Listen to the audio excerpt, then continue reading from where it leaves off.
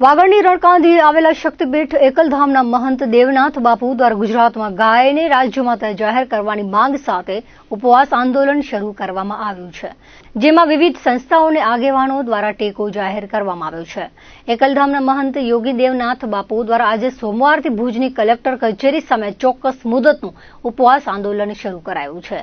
તેમણે ગૌમાતાને રાજ્યમાતા જાહેર કરવાની માંગ કરી છે. અગાઉ જુલાઈ મહિનામાં આ બાબતે જિલ્લા કલેક્ટરને આવેદનપત્ર પાઠવ્યું હતું. જે તે વખતે 10 દિવસમાં કાર્યવાહીની મહેતલ અપાઈ હતી, પરંતુ 1.5 મહિનો થયો પણ સરકાર દ્વારા ગૌમાતાને રાજ્યમાતા જાહેર કરવા અંગે કોઈ કાર્યવાહી કરવામાં આવી નથી અને સરકાર તરફથી કોઈ પ્રતિભાવ ન મળતા સંતો સાથે વિચાર વિમર્શ કરી ઉપવાસ આંદોલન શરૂ કરી ગાય માતાને રાજ્યમાતા બનાવવા લડતને વેગવંતી બનાવવામાં આવી છે. કચ્છની સાથે ગુજરાતના સંતો ભુજ ખાતે આવી આંદોલનમાં જોડાઈ સંસ્થાઓ ગૌરક્ષકો પણ ટેકો આપવા માટે આગળ આવી રહ્યા છે. આ બાબતે એકલધામના મહંત દેવનાથ બાપુએ જણાવ્યું હતું કે સતયુગમાં આપણે ગાયનું દૂધ પીને ઉછર્યા છીએ અને કળિયુગમાં પણ ગાયનું દૂધ પીને ઉછરી રહ્યા છીએ. ત્યારે શહેર તેમજ ગ્રામ્ય વિસ્તારોમાં ગાયો રસ્તા પર રખડી રહી છે, પ્લાસ્ટિક અને કચરો ખાય છે, અકસ્માતમાં મૃત્યુ પામે છે. સનાતન ધર્મમાં ગૌમાતા પૂજનીય છે, તેમજ સારા કાર્યમાં પણ ગાયનું દૂધ અને ઘીનો પહેલો ઉપયોગ થાય છે. સરકારને રજૂઆતો કરી છતાં કોઈ પગલાં ભરવામાં આવ્યા નથી, જેથી અનશન આંદોલન શરૂ કરવામાં આવ્યું છે. શું આપણે ગાયને પૂજીએ છીએ તો રાજ્યમાતાનો દરજ્જો કેમ ન મળે? દરેક સનાતની 30 વર્ષથી ગુજરાતમાં મત આપીને ભાજપને જીતાડીએ છીએ, તો માંગ કેમ ન કરી શકીએ? વાત સાંભળવામાં આવતી નથી, જેથી લોકશાહીમાં નક્કી કર્યું છે કે સંતો અને સનાતનીઓ સાથે ઉપવાસ આંદોલન કરવામાં આવ્યું છે.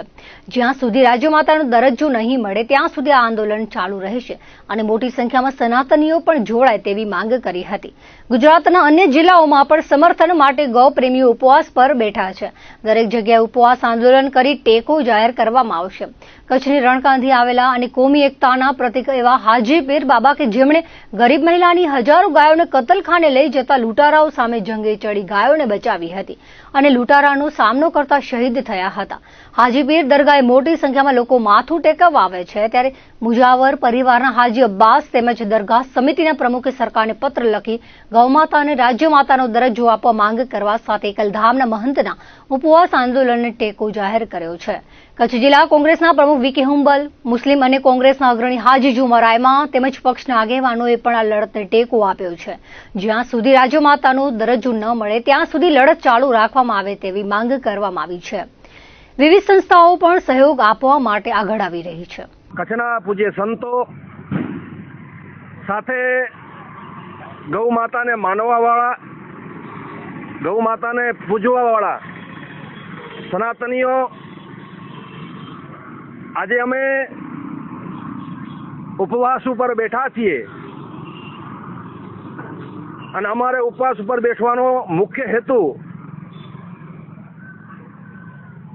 આ કલયુગની અંદર બીજો તો કઈ વિશેષ રહ્યો નથી, પણ ગૌ માતા છે એ સતયુગમાં પણ દૂધ આપતી હતી અને કળયુગમાં પણ દૂધ આપે છે. એ સતયુગમાં પણ દૂધ પાવીને ઉછેરતી હતી અને કળયુગમાં પણ દૂધ પાવીને ઉછેરે છે. તો ગૌ માતા દુઃખી છે. આપ જોશો શહેરે શહેર, ગામ ગામ હજારો ગાયો રખડી રહી છે. હજારો ગાયોના એક્સિડન્ટમાં મૃત્યુ થાય છે. શહેરે શહેરે, ગામ ગામ જોશો આપ હજારો નંદી રખડી રહ્યા છે.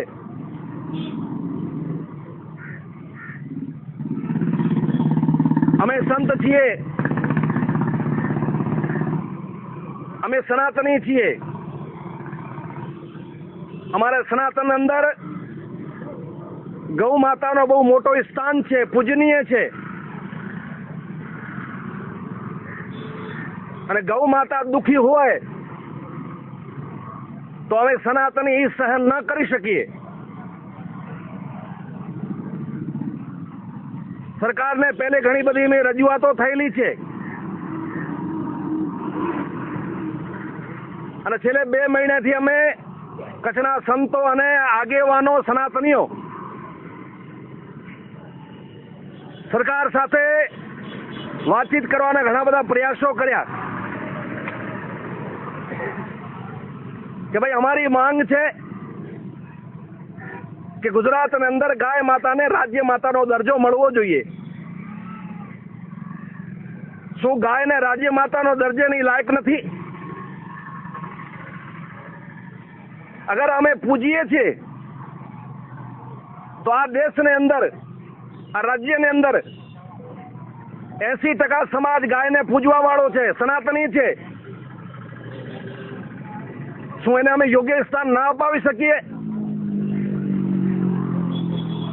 આ શું અમારો ધર્મ નથી? શું અમારો દાયિત્વ નથી? આ દરેક સનાતનીનો દાયિત્વ છે. અને દરેક સનાતનીએ આ ગુજરાતની અંદર છેલ્લા 30 વર્ષથી મત આપીને જીતાડે છે. તો શું અમારી માંગણી ગેરવ્યાજબી છે? શું અમે માંગ ના કરી શકીએ? અને સરકારનો શું દાયિત્વ નથી કે એ માંગને સ્વીકારે? એટલે ઘણી બધી માંગણીઓ થઈ, ઘણી બધી રજૂઆતો થઈ છે, એટલે એ સાંભળવામાં નથી આવી. આ લોકશાહી છે. લોકશાહીની અંદર અમે બધા સનાતનીઓ સંતોએ નક્કી કર્યો છે કે લોકશાહી તરીકે આપણે માંગણી કરીએ. એટલે આજે અમે બધા સંતો સનાતનીઓ કચ્છ કલેક્ટર ઓફિસની સામે અનશન ઉપર બેઠા છીએ, ઉપવાસ ઉપર બેઠા છીએ. જ્યાં સુધી ગૌ માતાને ન્યાય નહીં મળે, જ્યાં સુધી ગૌ માતાને સન્માન નહીં મળે, અમે બધે નક્કી કર્યો ત્યાં સુધી ઉઠવાના નથી. હું આપણા માધ્યમથી દરેક સનાતનીને અપીલ પણ કરું છું કે આ ધર્મનું કામ છે. ગૌ માતાને ન્યાય મળવો જોઈએ. એ ન્યાયની હકદાર છે. ગાય સિવાય સનાતનની અંદર કોઈ બી ધાર્મિક કર્મ પૂરો થતો નથી. એ ગૌ માતાનો ઘી હોય, દૂધ હોય, કોઈ ભી શુભ કાર્ય કરવો હોય તો એના પંચગવ્યથી જ થતો હોય છે. તો હું દરેક સનાતનીને અપીલ કરું છું કે આ મુહિમ સાથે જોડાય અને આપણે સૌ સરકારને મજબૂર કરીએ ગૌ માતાને રાજ્ય માતા એને નિર્ણય લેવો પડે, જાહેર કરવી પડે. એટલા માટે હું બધા સનાતનીને પુનઃ અપીલ કરું છું કે મોટી સંખ્યામાં જોડાઈને આપણે,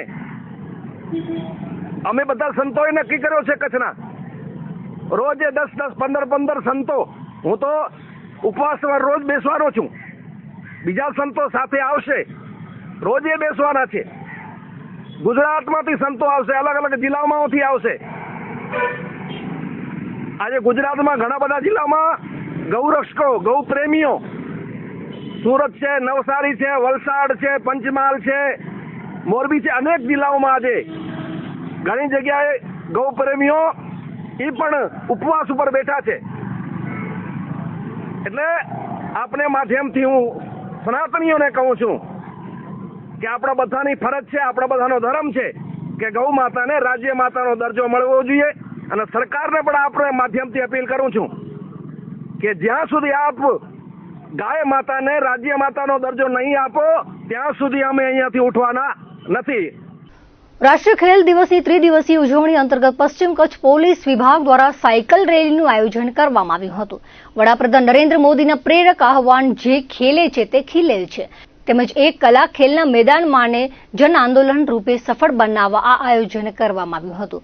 આ રેલીમાં ડીવાયએસપી, આરપીઆઈ સહિત અનેક પોલીસ અધિકારીઓ ઉપરાંત વ્હાઇટ ઈગલ ગ્રુપના સભ્યો, સ્થાનિક નાગરિકો ઉમંગ અને ઉત્સાહ સાથે જોડાયા હતા અને આરોગ્ય તેમજ ફિટનેસ પ્રત્યે જાગૃતિનો સંદેશ પ્રસરાવ્યો હતો. સાયકલ રેલી બાદ યોગ અને ઝુમ્બા ડાન્સ જેવા આરોગ્યવર્ધક કાર્યક્રમોનું પણ આયોજન કરવામાં આવ્યું હતું, જેના માધ્યમથી નાગરિકોમાં ફિટનેસ અંગેના સંદેશને જીવંત રીતે ઉતારવાનો પ્રયાસ કરાયો હતો. આ કાર્યક્રમનો હેતુ કાયમી સ્વસ્થતા, રમતગમત પ્રત્યેનો રસ અને તંદુરસ્ત જીવનશૈલીને પ્રોત્સાહન આપવા સાથે ફિટ ઇન્ડિયા મૂવમેન્ટને વધુ ગતિ આપવાનો રહ્યો હતો. મુન્દ્રામાં પર્વાધિરાજ પર્યુષણ મહાપર્વની તપ ત્યાગ અને ભક્તિ ભાવનાથી ઉજવણી કરવામાં આવી હતી. પર્યુષણ પર્વના 5મા દિવસે ભગવાન મહાવીરનો જન્મ વાંચન અને ત્રિશલા દેવીને આવેલા 14 સ્વપ્નના ધાર્મિક કાર્યક્રમો યોજાયા હતા. મુન્દ્રામાં તપગત જૈન સંઘના ચિંતામણી પાર્શ્વનાથ જિનાલય ખાતે મુનિરાજ તીર્થ વંદન વિજયજી મહારાજ સાહેબ, મુનિરાજ તીર્થ પ્રજ્ઞ વિજયજી મહારાજ સાહેબ, મુનિરાજ તીર્થ હીર વિજયજી મહારાજ સાહેબનો ચાતુર્માસ ચાલુ છે અને પર્યુષણ પર્વ દરમિયાન ગુરુ ભગવંતોની નિશ્રામાં શ્રાવિકા મોક્ષાબેન કિરીટ મહેતાની 16 ઉપવાસની ઉગ્ર તપસ્યા ચાલી રહી છે તેમજ 11 ઉપવાસ અને 28 તપની ઉગ્ર તપસ્યા ચાલુ છે. ભગવાનના 14 સ્વપ્નના કાર્યક્રમમાં પ્રભુજીના પારણા બાંધવાનો, પ્રભુજીને ઝુલાવવાનો અને પારણામાં પ્રભુજીને પધરાવવાનો લાભ અદાણી ગ્રુપના એક્ઝિક્યુટિવ ડાયરેક્ટર રક્ષિત શાહ પરિવારે લાભ લીધો હતો. લક્ષ્મી દેવીનો લાભ ભાવિક ભરત શાહે લીધો હતો. પર્યુષણ મહાપર્વના 5મા દિવસે અદાણી ગ્રુપના એક્ઝિક્યુટિવ ડાયરેક્ટર રક્ષિત શાહ પરિવાર સાથે ચિંતામણી પાર્શ્વનાથ ભગવાન તેમજ કંદોઈ બજારમાં આવેલ ભગવાન મહાવીર સ્વામીના જિનાલયે પ્રભુજીના દર્શનનો લાભ લીધો હતો. આ પ્રસંગે તપગત જૈન સંઘના પ્રમુખ હરેશ મહેતા, વિનોદ ફોફડિયા, પપ્પુ મહેતા, દીપક શાહ, પંકજ શાહ, પાર્થ અદાણી, શાંતિલાલ મહેતા, વિમલ મહેતા, વિનોદ ફોફડિયા, વિનોદ મહેતા, रितेश परीख, पप्पू वोरा, पारस फोफड़िया, विनोद मेहता તેમજ સાધાર્મિક ભાઈ બહેનો બહોળી સંખ્યામાં ઉપસ્થિત રહ્યા હતા. પ્રભુજીનો વરઘોડો વાદ્ય ગાતે સ્વર્ગસ્થ ધારસી મહેતા પરિવારના નિવાસ સ્થાને પહોંચ્યો હતો. પર્યુષણ મહાપર્વનો આજે 5મો દિવસ પરમાત્મા અને મહાત્માની સાથે રહેવાનો મોકો, પ્લસ આપણા આત્માનું અંતર પરમાત્મા સાથે ઘટાડવાનો અને એને પર્વાધિરાજ પર્યુષણ છે. આજે માતા ત્રિશલાને જે 14 સ્વપ્ન આવ્યા હતા તે 14 સ્વપ્નનો ખ્યાલ આવે એ માટે 14 સ્વપ્ન ઝુલાવાનું પ્લસ પારણાનો બાંધવાનો, પારણામાં પરમાત્માને પધરાવવાનો પ્લસ પારણો પ્રથમ ઝુલાવવાનો તેવા ચડાવવાની બોલી બોલાય છે. પ્લસ 28 અને 16 વાળા ઉગ્ર તપસ્વીઓની પણ ખૂબ સારી આરાધના ચાલી છે. મુનિરાજશ્રી તીર્થ વંદન વિજયજી મહારાજ સાહેબ, મુનિરાજશ્રી તીર્થ પ્રજ્ઞ વિજયજી મહારાજ સાહેબ, મુનિરાજશ્રી તીર્થ હીર વિજયજી મહારાજ સાહેબ ખૂબ જ સારી રીતે પ્રવચન આપી અને ભાવિક ભક્તોને પોતાના પ્રવચનમાં તરબોળે છે અને જૈન ધર્મ વિશેની ખૂબ જ માહિતી આપે છે અને પોતાના આત્માને પરમાત્મા તરફ કઈ રીતે લઈ જવાય તેનું જ્ઞાન આપે છે. દર્શક મિત્રો, આ હતા ત્યાર સુધીના કચ્છ ઉદય ટીવી ન્યૂઝ. ફરી મળીશું નવા સમાચારો સાથે, નવી અપડેટ સાથે. ત્યાં સુધી મને રજા આપશો. નમસ્કાર.